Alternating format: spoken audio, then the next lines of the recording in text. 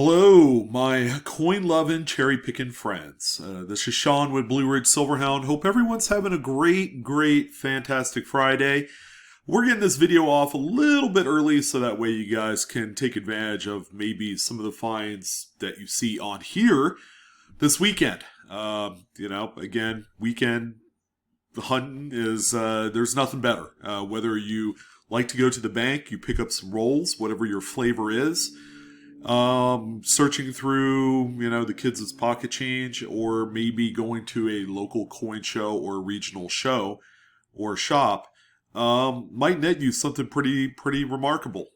So, as you guys know, the Pocket Change Market Report focuses on these type of finds, whether it's a really nice variety, like an RPM, repunch mid-mark, double die, maybe a nice transitional, something really spicy. You can elect to sell some of those coins on here, and make a pretty nice grip of cash in the process. And you don't necessarily have to grade the coins. Grading fees, are pretty pricey. Anywhere from $20, $30, $40, depending on the attribution and the services that you opt for, I guess. So, grading doesn't really apply, and I don't like to talk about graded coins in this particular report. But if you find something good, you add it to your collection, or you just sell it and make money. Since the holidays are just around the corner, and I know we're kind of like on the tail end of summer, but it's always good to begin to talk about stuff like this. Because when the kids are back in school, we hit Labor Day, and directly thereafter, usually the coin market begins to pick up. Now, the summer coin market has been anything but cold. It's been absolutely blistering white hot, and we are continuing that this week with some pretty nice finds. Some of the usual suspects, but we also have a few new coins that you guys have not seen before on this report. So, welcome. I want to thank you guys for your support. Don't forget to like, share, or subscribe if you enjoy not only this content, but whatever I do. That'll just ensure that I could do more for you. All right, so all your support is greatly appreciative. All right, so I figure let's go ahead and jump in to some of these sales. They're all from eBay, and they're all within the last 24 to 48 hours. They're quite fresh. All right, so we don't talk about stuff that's 6 months old. As much as I want to beat a dead horse, we want to be able to capture a lot of the current up to the minute type of stuff that people are finding. Starting with this phenomenal looking $5 Federal Reserve note. Now, it's a smaller head, older design. It's a 1977 series. But you do see something weird on here, and if you're seeing what I'm seeing, then obviously that third print with the district seals and serial numbers and the four corner numerals are all upside down on this note. All right, it happens, and normally you will see this on specifically older notes. You don't see this that often on the newer large head stuff, only because the quality control is worlds better coming from the BEP. But yeah, this is really cool. The note obviously has circulated a good deal. You could see the fold lines in there. It's just got general circulation wear. But this is a really cool error. Surprisingly, it's not in a graded slab. I think that won't last too long. The back of the note is normal. You don't see anything funny here. And yeah, how about we kick it off with a $750 sale for this one? That's a lot of money, but it just goes to show you, you can find stuff like this out there, whether you cherry pick them for a much lower rate. Maybe someone's asking $300-400 for this type of note, and you turn around and you flip it on eBay and double your profits. All right, it happens all the time. I do it all the time, and it's a great way to supplement your income. The next one that we have here is a well-loved Ike dollar. Believe it or not, the date is legible. Maybe not directly from this photo, but it is a 1977 D. You could just capture just a little bit of the mint mark right there. But this one right here is a really cool looking strike through.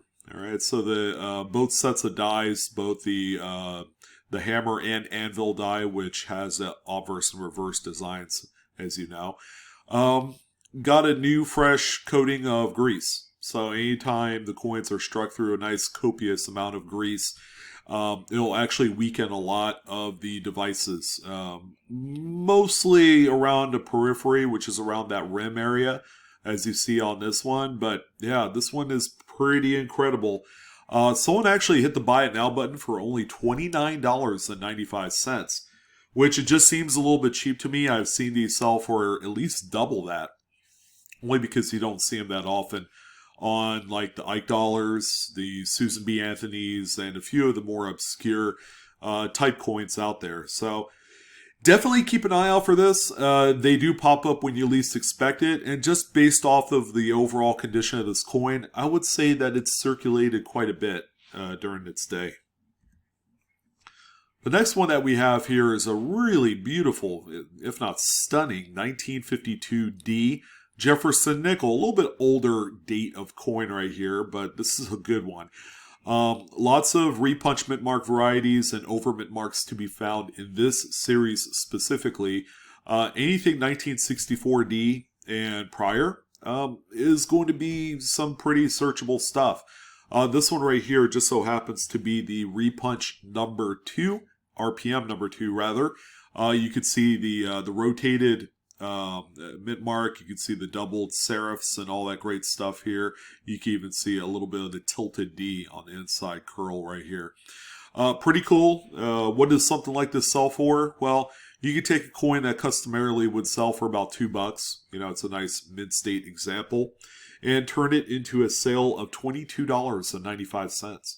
That's pretty nice. And again, I would encourage you guys to look for these. And keep in mind, a lot of the errors and varieties you see on this video are helped along with the aid of a magnifier. All right, anything 10 times power and under is going to be perfect for identifying and correctly attributing some of these errors and varieties. If you don't have some, down below in my description box, I do have Amazon links to a few of these products. Now, they are affiliate links. I do get paid a very small percentage of the sale. But if you need something that is relatively inexpensive and it's going to be a instrumental tool of the trade, then I would certainly pick one up. You'll be able to see stuff like this and make money in the process. And that's what we do here on the PCMR, is we identify opportunities where we can make and earn a pretty good living. Now, look at this thing. This thing is, it came straight out of change. It's probably been jostling around someone's pocket for about the last 16 years. Or cash register, whatever. But, this is the Kansas State Quarter, 2005, Philadelphia. This one, of course, is the infamous In God We Rust quarter. Now, as you can see, the T is barely there. This was a strike-through debris or clogged die, which was a rather common occurrence for the Kansas State Quarter for whatever reason. This one, however, is a very clean example of just being the In God We Rust error. Usually you'll see some strike-through or clogged dies with like the G missing and the T and a little bit of the O. But because of its popularity and its namesake, people covet just the In God We Rust coin, where the T is the only thing missing off there. This one sold for $21.50 through a number of bids. I think it was like 3 or 4 bids brought it up to that amount of money. And believe it or not, this is one of those coins that some people just don't care about. But all of the In God We Rust Kansas State quarters that I have seen sold, and I don't talk about them every week because I could literally add 3 or 4 per PCMR just to show you how strong these are selling. They sell at a minimum $8 to $10. All right, maybe if you had like the G missing as well, which isn't nearly as desirable, and they go up from there. Like this one here, sold for $22. I mean, come on, $21.50 rather. So, yeah, and it's pretty well circulated. It's not a beauty queen, and I wouldn't treat it as such. And you don't need to grade these, that's for sure. They speak all on their own. Our first clipped error, or curved clip, planchet, is going to be this 2000p Roosevelt dime. Pretty nice here. Nice high-grade example. You guys know what clips are, and you always want to look for the flattened other opposite edge called the Blakesley effect. On here, this one sold for $15.74. So, nice prime example. Probably one of the more common dates to find a clip on, and that's like the 2000, 2001 era. Next, we have another one of my favorites, 1995 Lincoln Memorial Cent. This one, of course, is the doubled die obverse. It's also the FS101 in the Cherry Picker's Guide variety book. And up close, you got really strong doubling on Liberty. And in the motto, "In God We Trust." Again, this is another one of those coins that I talk on just about every other week. Needs no introduction. It's just a really nice, very common error that exhibits some of the strongest doubling you will find on any other modern coin. This one here sold for a really strong $39.99. Again, the coin is phenomenally clean. Not too many distracting marks anywhere. I would say this is probably kind of like in that Mid-State 65 realm, full red, and that just suits most people fine. But after many years and after many hundreds, if not thousands, of this double die being found over the years, they still carry a pretty good premium. So make sure you look out for this one as well. There you go, the close-up devices. Our first lot of the show is going to be a lot of 4 1960s Lincoln Memorial Cents, and they all exhibit the same error in just about the same spot. That's pretty crazy. But these are all curved clip error coins. They all exhibit that flattened area opposite of the clipped rim area. Again, that's the Blakesley effect.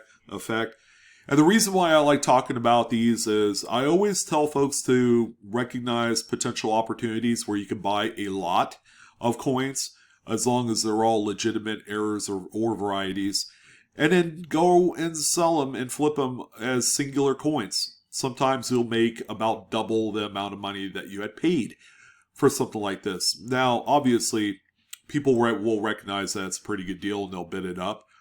So there are certain circumstances where you'll just stay away from them once they reach a certain price level. In this case, through 3 bids, it sold for $26.19. So you're looking at a per coin average cost basis of about $6.50, which is pretty tight. All right, because generally you'll see these sell for about $10-15, which doesn't leave a whole lot of meat on the bone, after eBay fees and all that great stuff. So keep that in mind. This one probably not the best candidate for flipping. All right, so again, we're like 4 or 5 weeks in a row where we've talked about a sale of some sort of the Wisconsin high or low leaf varieties. We got another one here for you folks. They're all on 2004 Denvers, Wisconsins. And this one has the high leaf, which is a little bit more desirable in the marketplace. These were commonly known to have been dropped in the southern region of the U.S., like Texas, Oklahoma, Arkansas, that area. As a matter of fact, most people that do find these, they are from that area. However, this particular example right here was sold in the northeast region of the U.S., I believe Massachusetts or somewhere around there. So good to see this coin. If it was pulled from circulation all the way up in the New England area, that's pretty cool. I like that. But yeah, pretty nice. Definitely circulated, so it's nothing like super high-end grade. I would say this is probably like an AU55 type grade. A best offer was accepted. Originally, the price asked was $114 for this one. I would imagine somewhere in around like maybe $70 to $80 is what this one sold for. But this is like instant amount of money in your pocket when you do find it. They are very valuable and highly sought after with variety hunters and people that love state quarter type of varieties. Just a really cool close-up of a $25 box of pennies, straight from the bank. This looks to be an NF String & Son box. It's got the little tiny search holes in there, so you can look through it and see if whether or not there's actual pennies in there or some other denomination. And you can also see the dates and condition and all that great stuff. But this is just a general circulation mix that you would normally get at the bank. And, we do have a couple of these this week. This one right here sold for $69. This particular seller had a total of 10 boxes up for grabs. 7 of them are sold, so this person has sold through quite a bit of them, with 3 available left. All right, so if you're looking for some content to search through, I would say it might be worth it if and only if you cannot source these locally from where you live. I know a lot of people are still finding them, but now all of a sudden the talk of a coin shortage is back on the map. And I just refuse to believe that. I would definitely check the bank first before you go spending money to this level on face value coins from the bank. So keep that in mind.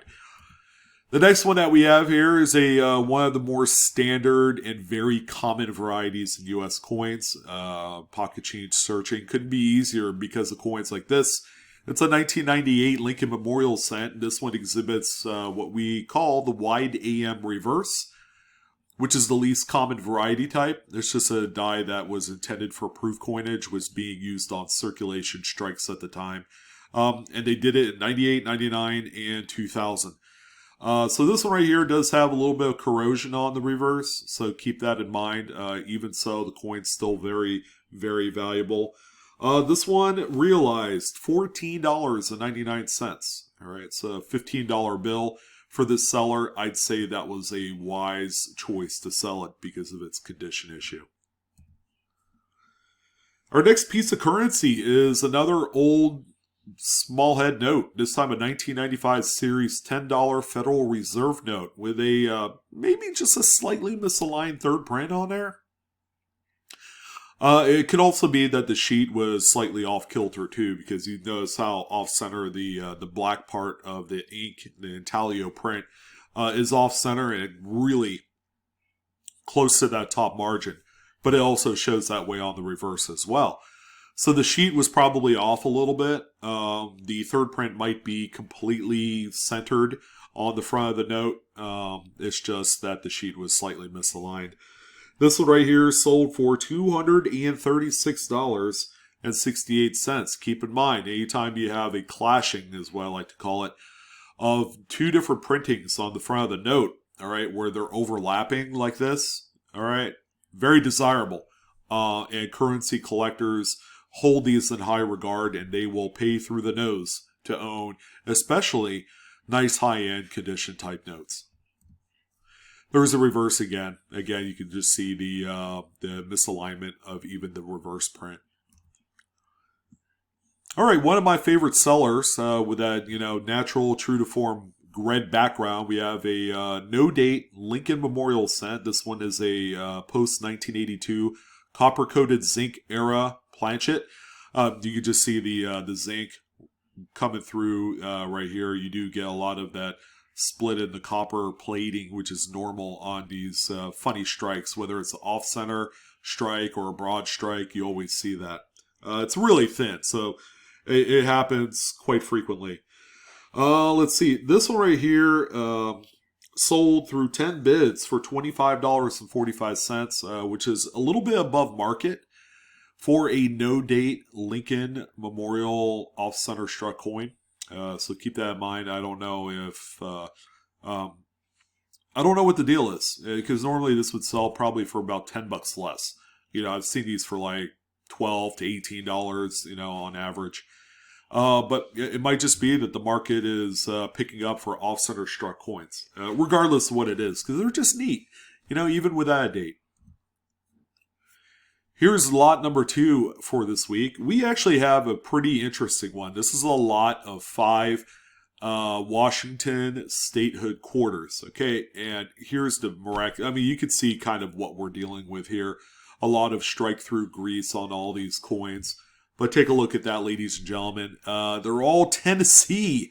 Every single one of them. 2002 Philadelphia's here for you. A lot of 5. These 3 right here are absolutely amazing. But this I would say would be a pretty decent lot to buy and then flip. I know like maybe these 3 can sell for around $20 a piece. This lot of 5 Tennessee statehood errors all sold, shipped for $53.75. So there's definitely a little bit of room to play with here. You could probably make about $30 profit when you do buy stuff like this. All right, here's one that I highlighted maybe 2 weeks ago. This is on the brand new 2021 Philadelphia, Washington crossing the Delaware quarters. Okay, this is a one-shot year type design. And this one has a little bit of a die clash right in front of Washington's face right here. In addition, what's not shown in this particular image or any other image is that this one also has a few remedial die chips. They're all quite well hidden, but they don't really add a tremendous amount of premium to this type of error. It's just the clashing attributes of the coin, which really, I guess, contributed to the value of the coin. Again, sold for $10.45. I believe the last example sold for right around there. But that's a nice little $10 bill. Quite unexpected as well. So yeah, look out for these too. These are all over the place. They are all over our change landscape. And the Mint is not shy on the production of this particular coin. They have cranked out quite a few of these. Here's one of my favorites. I always look out for these, you know, and they're quite common, believe it or not. This and the 52D, what they call the flying mint mark for error type. It's the 52S Lincoln Wheat Cent. This one has a big old die chip that some would say looks like the shape of a D mint mark that's embedded right there in that bottom curl of the 5. All right, I can tell you this right now. It's not a mint mark. That's been debunked years ago by the powers that be that actually study these things by progression. But it's just a really cool looking coin. I mean, in all honesty, it is quite minor. Quite minor, and for the longest time, you can barely get $1 for these. But today, it's a different story. The market commands a little bit more for these little die chips, and it's sold for $9.30, which I'll take that all day long. The small deals all add up to something greater, so keep that in mind. Do not be discouraged over a $5 find or a $10 find or an $8 find. Again, you want to put as many of these lower level coins on there and make a few bucks in the process, okay? All right, so here's another really nice Jefferson nickel from the same seller, Jim Macker. I'm just going to say it like that. 1944D. This is a wartime silver Jefferson nickel, so it's a 35% silver manganese alloy planchet. All right, and this one right here has a few things going for it. Not only is it in really nice condition, which this will look good in a like a typeset or perhaps a Jefferson nickel date set, that sort of thing. But at first glance, we do have a nice repunched mint mark. As a matter of fact, this one is attributed as RPM number 1. But you have a second D that is west of the primary Denver mint mark. All right, and the mint marks are really huge on here. So anytime you have a repunch mint mark, they're really easy to see. But you can see this other D right here. And not only that, this is also doubled die reverse number 1. Okay, you can see it mostly on these letters here. You can see the splits, right? You can see it really well on the M. I mean, see the split foot. And you can see it up here as well on the top serifs. But it's all over the place. This is almost like an around-the-clock double die. Even here, the base of the A, you can see that as well. The double die isn't nearly as impressive as the RPM on here, but they go hand in hand. You can't have one without the other. It's almost like double attributing this specific variety, and you can always audit one to the other. So, you know, make sure you do that. Very nice coin. I think they're worth a lot more in mint state condition and lower grades. You don't see this one all too good, especially the double die, so keep that in mind. This one right here sold for a whopper, $74.95.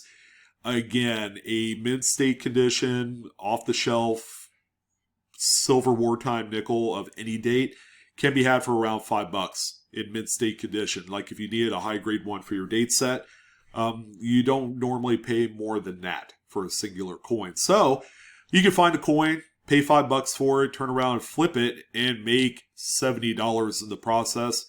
I would say that is a pretty gosh darn good way to go.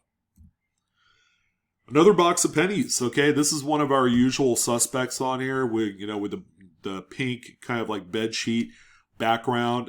This one right here looks like a Loomis box.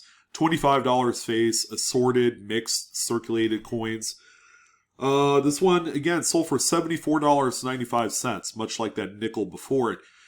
But I think that might be all we're seeing from this seller, because he or she had 26 total boxes available for sale. And guess what? This is the last one. He sold the last one out of all 26 he had. He'll probably end up getting more, because this, ladies and gentlemen, has been a really good seller for him. I think he was probably profiting about $25 a box, all right, after shipping and fees. So if you guys have the ability to pick up some of these, just know that the market is like $75 a box. And you can make, little bits and amounts of money for every sale of a $25 bank box that you could find. I know it sounds cheesy and all that, but if the opportunity exists and not as much circulating coinage is going around, then this is a good way to supplement your income. Here's a really decent looking 1934D. Now, I'm a little bit split on this one because it does have a little bit of a lamination here on the edge. But, man, I think the lamination, as minor as it is, kind of ruins the overall appearance of the coin. And I don't really say that too often about all dates, but this is a nice earlier 1930s Lincoln. It's not a mint state or anything like that, but it's just an overall pleasing type example, like an XF40. Has all of its wheat stock lines in there. But yeah, this one sold because of that little bit of lamination peel. This one realized $16.15. Now, that's probably a pretty good reason why you should sell this, because, $16 is not the typical value of a standard 34D circulated coin. Here's another one here, nice circulated 1983 Lincoln Memorial cent, what we call the Jailhouse Lincoln. All right, the prisoner cent. So we got the nice die clash here on the obverse, and you can also see a little bit on the reverse as well, right here where Lincoln's head would be. But very strong clashing. 1983, and this one sold for $43.45. $43.45 for this thing. And I had to emphasize it twice because, again, how many of you have probably passed over this coin? Probably a few of you. Probably not all of you, but maybe a few of you. I could say I'm guilty of that as well. Back in my early days, I'm sure I've thrown my fair share of these clashed die error coins back in circulation. My bad. All right, a relatively newer seller had, 26 of these 2020 Philadelphia Shield cents. And they all have the same error thing on there. And they have this tiny little die chip right there at the base of the scalp. You can actually see the big die chip and then a crack that comes along here, along his hairline. But this one is an internal die break, and it shows up on all 26 coins. So instead of selling each coin individually, which I think in this case the seller did the wisest move, the power play is that you sell all the coins for one price and be done with it. But this one right here, because of the die chip on this internal die break coin, it sold for $22. And that's for all 26 examples. So per coin cost is about, 75 cents? Somewhere around there. 80 cents maybe. But yeah, this is a good way to do it. If you opened up a full box and you're like, man, I don't want to deal with this, but you know that these type of errors exist in there, collect as many as you can and then cash out. And then send the other coins back to the bank. You probably doubled up your money real easily. All right, so I know this one is out of focus quite a bit, but this just kind of proves the major value difference between Canadian coin errors and U.S. coin errors. I think, comparison-wise, we see a lot more off-center struck coins on U.S. coins than we see on, say, the Royal Canadian Mint stuff, which this is a 1967, was it Confederation Canadian cent? It's the commemorative 125-year anniversary or 150, one of those two. But this one is off-center by about 10%. It's pretty cool looking. You don't see this that often on a very common date. Canadian penny, by the way. So this one sold for $60.66, which is probably 3 times the amount of money that a Lincoln would sell for, especially the same year, same date. But that's pretty cool. Again, Canadian era collectors pay a good deal of money for these coins. So if you got them, now might be the time to sell them. Another nice, pleasing off-center struck Lincoln Memorial. Of course, this one doesn't have a full date, but that's all right. It's just, surfaces-wise, it looks good. I mean, not really a whole else really to pitch on this one.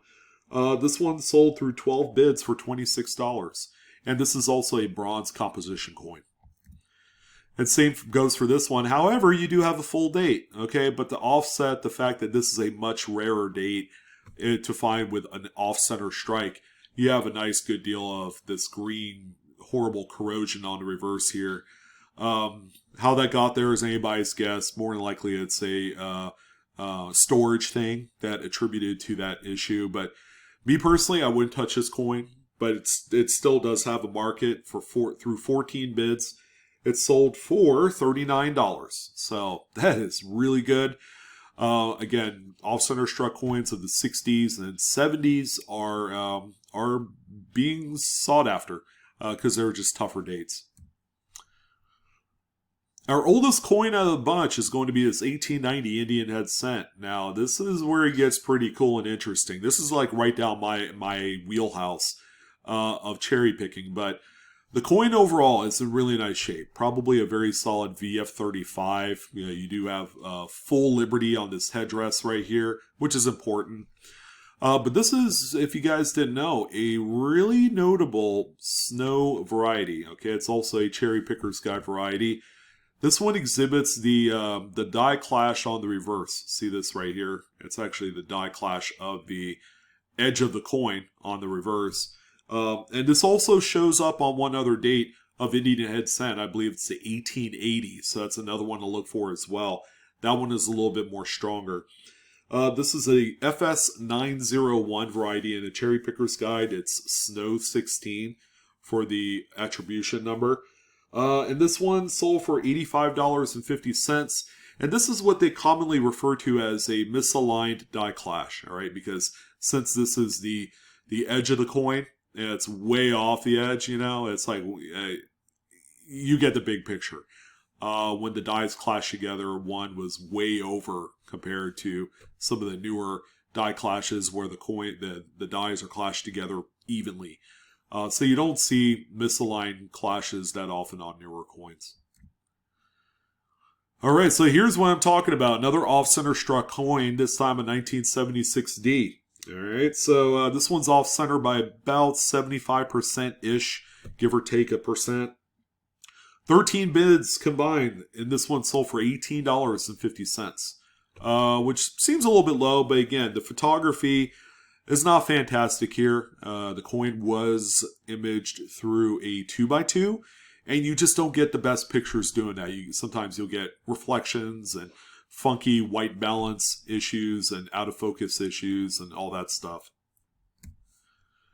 This might be our last piece of currency, but we have a really nice out of focus 1963A $1 Federal Reserve note. Not much going on the front. Everything looks all copacetic and normal.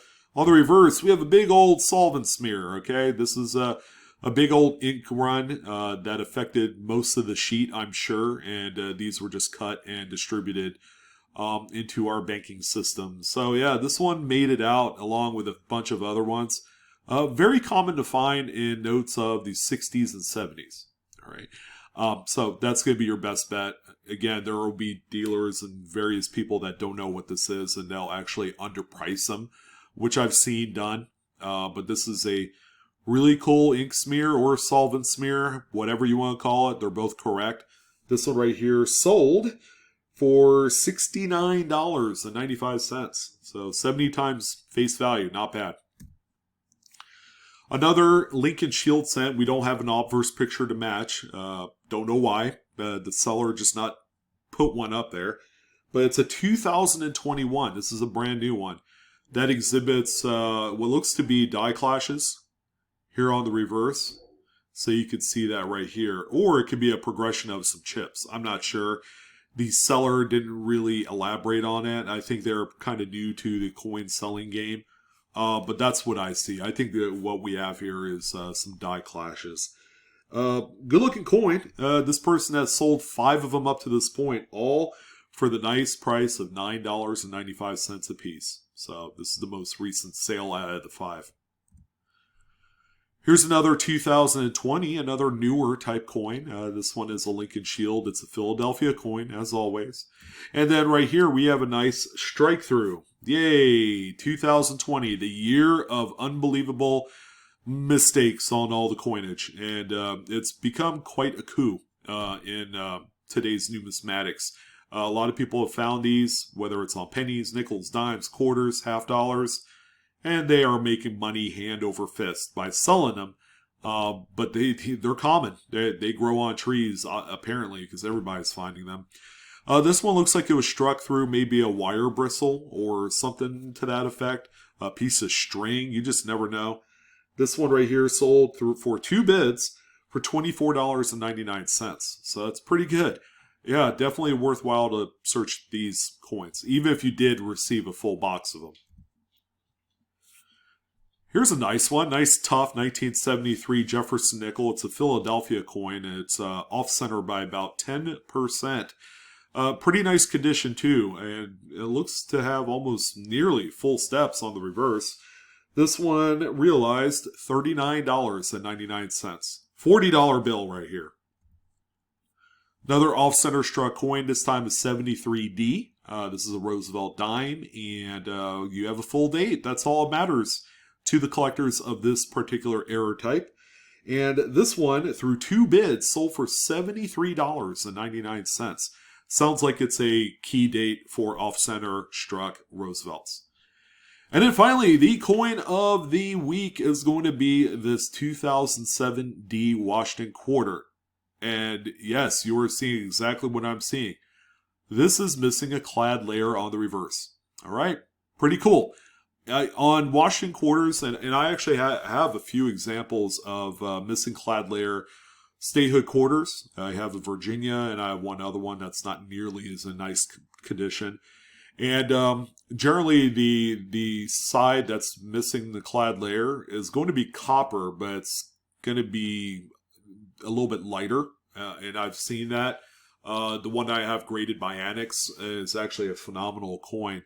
But this one's cool. I mean, this is a really good grab right out of change. When you hold the coin on its edge and you look at the actual layers of the clad composition, you'll see that the copper part of it goes all the way up to the top layer, or whichever side is designated. In this case, the reverse side has the copper going all the way up to that particular side on the coin. Yeah, this is the one right here that sold through 7 bids, all right, for $380.55. Bar none, a very valuable coin. Kind of misunderstood, misattributed sometimes, because we have seen people find coins similar to this, but they're all corroded on, like, say, one side. And people automatically assume that it's like a missing clad layer, because it's like kind of like a brown, rusty look on one side. But on a much nicer, higher grade example, they will look like this. Exactly what you see on screen.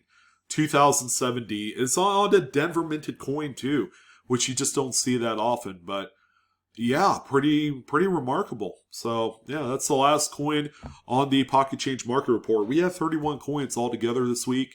And we will do another one here midweek. I would say Wednesday. I'll do another kind of midweek PCMR. So that way we could capture some of the sales from Monday to Wednesday. But that's going to go ahead and do it. I wish you guys the best of luck in all of your hunting endeavors. Hopefully you found a little inspiration in this video. I would love to hear your thoughts. What's your favorite coin of the week? Have you found any of these? And what have you done with them? Have you made any money selling some of these nice cherry picks on eBay or maybe on Facebook? We'd love to hear your success stories. I'm your host, Sean, with Blue Ridge Silverhound. Don't forget to like, share, or subscribe. You know the drill.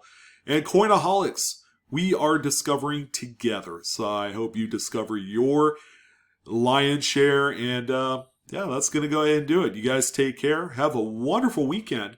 And I will see you on the next coin video. So long.